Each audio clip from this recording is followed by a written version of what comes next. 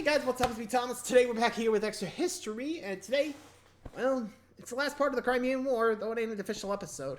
Today we're going back a little bit, because we're talking about the charge of the Light Brigade, aka when the Crimean War went full foobar. Yeah. Basically, we're about to see the chain of command and how that led to the army of the Light Brigade charging forward instead of sideways. You'll see how things got fucked up. So be sure to like, subscribe for more. Hope you enjoy. Let's check out the fall of the Light Brigade. Balaclava, Crimea. Here we go. October 25th, 1854, 10:45 a.m. From a ridgeline, a general gazes down on the battlefield. His name is Baron Raglan, and he's been directing the action for the past 5 hours. Suddenly, he spots movement on a distant ridge. Enemy troops, dragging away cannons they'd captured earlier in the battle. Raglan's hero, the Duke of Wellington, never lost a gun, and Raglan swears he won't suffer that dishonor. So, he scribbles an order to his cavalry reserve, the Light Brigade, waiting in the valley below. Advance rapidly to the front, follow the enemy, and try to prevent the enemy from carrying away the guns. He watches as the cavalry sets off. But hold on, he realizes there's been a terrible mistake. They're not riding toward the intended target, but down a valley bristling with enemy artillery, riding to death and immortality. Pretty much. And this is why you gotta double check your settings. You know? Thanks so much to 80,000 Hours for sponsoring this episode. If you're looking for a career path where you can have a positive impact on the world, then stick around until after the show, because they might be able to help you find your dream job for free. In episode 4 of our Crimean War series, we talked briefly about the charge of the Light Brigade, a terrible blunder that became one of the most famous events in military history. And while that episode looked at the wider context, we really wanted to circle back and explore the mechanics of how and why it all happened. But first, a little recap.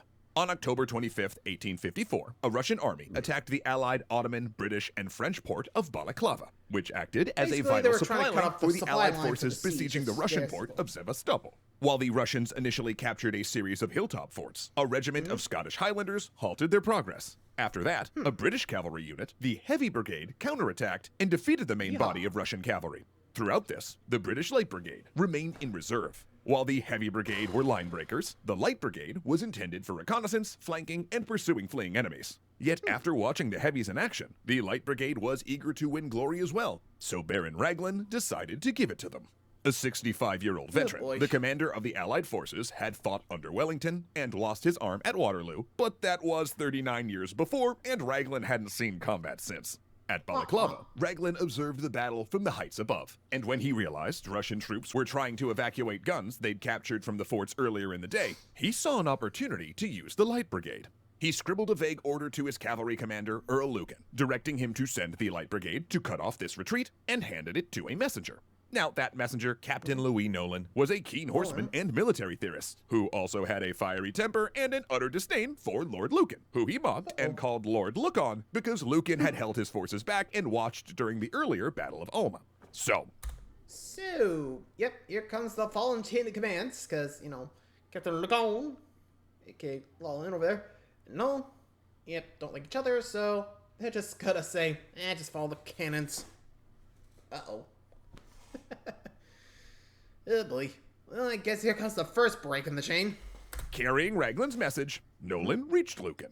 Despite being an officer since 1816, Lucan had never fought in a battle before the Crimean War. In fact, he was more known for his ostentation, spending so much money on lavish uniforms that one of his regiments had been nicknamed Bingham's Dandies. Now, as far as the order was concerned, what Raglan wrote made sense, but only from his vantage point. The Light Brigade was ideally suited to capture the Russian artillery on the heights. The problem was, from where Lucan was looking, he couldn't see them.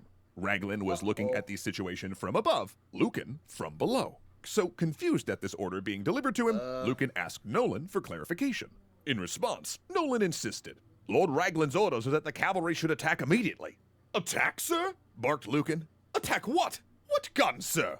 Nolan, exasperated, gave a wide sweep of his arm, a wave that not only encompassed the ridge with the retreating cannons, but also Russian fortifications in the throat of the valley over a mile away. I think we can see Both where that sides came of that from. valley bristled with Russian artillery and infantry. Any force that entered it would ride through a kill zone of 50 cannons and 20 infantry battalions, aka a clearly suicidal attack. Valley of death. There, right my there. lord, is your enemy, Nolan declared. There are your guns. Lucan, annoyed and embarrassed by Nolan's tone, didn't question the orders again. He then told Nolan to carry the instructions to Earl Cardigan, who held direct command of the Light Brigade. A soldier since 1824, Cardigan was also a peacetime officer like Lucan and Raglan. Renowned for his aristocratic arrogance, he'd clashed with other officers on numerous occasions, including fighting several duels. He also, like Nolan, had a special distaste for Lucan, who happened to be his brother-in-law. Understandably, Cardigan also questioned Raglan's order, but when Nolan's response implied that Cardigan was afraid, he furiously replied, "If I come through this alive, I will have you court-martialed for speaking to me in that manner." Then when Nolan left, Cardigan pointed out to Lucan how well defended the valley was.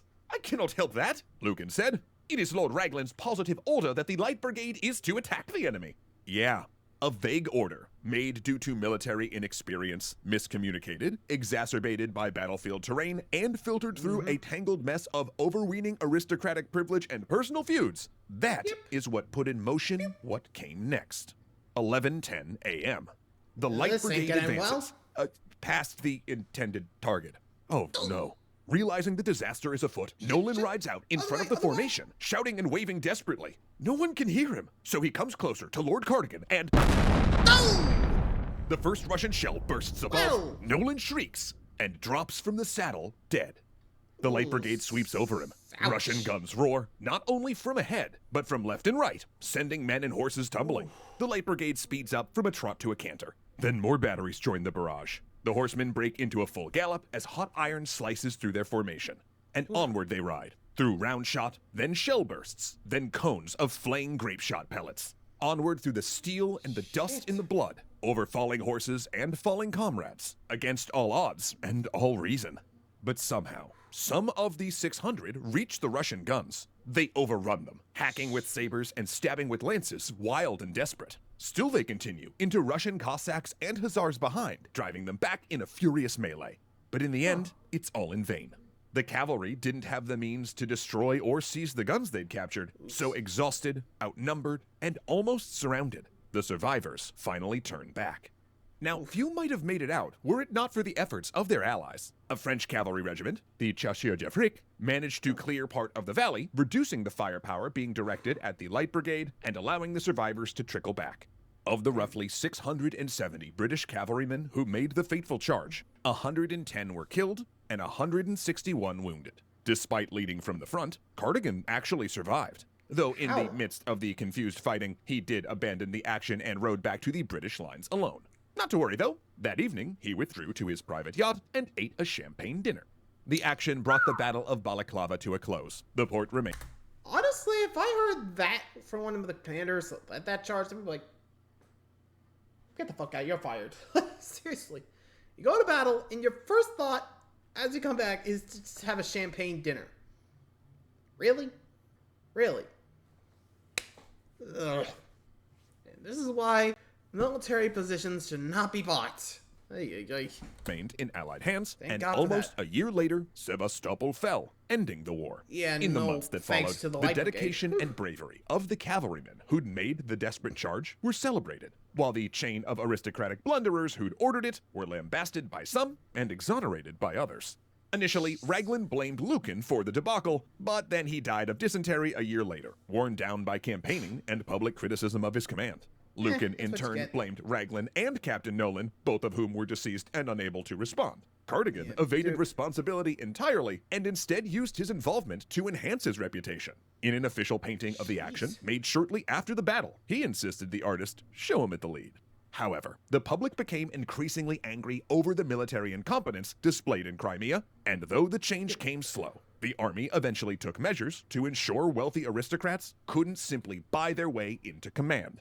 Meanwhile, the charge of the Light Brigade entered into the pantheon of renowned military incidents, a byword for both courage and foolhardiness. Though regardless of the carnage, many of the survivors stated that they'd have done it again if ordered. Tennyson immortalized them in a poem that became part of school curriculums, and to this day remains a favorite of English verse.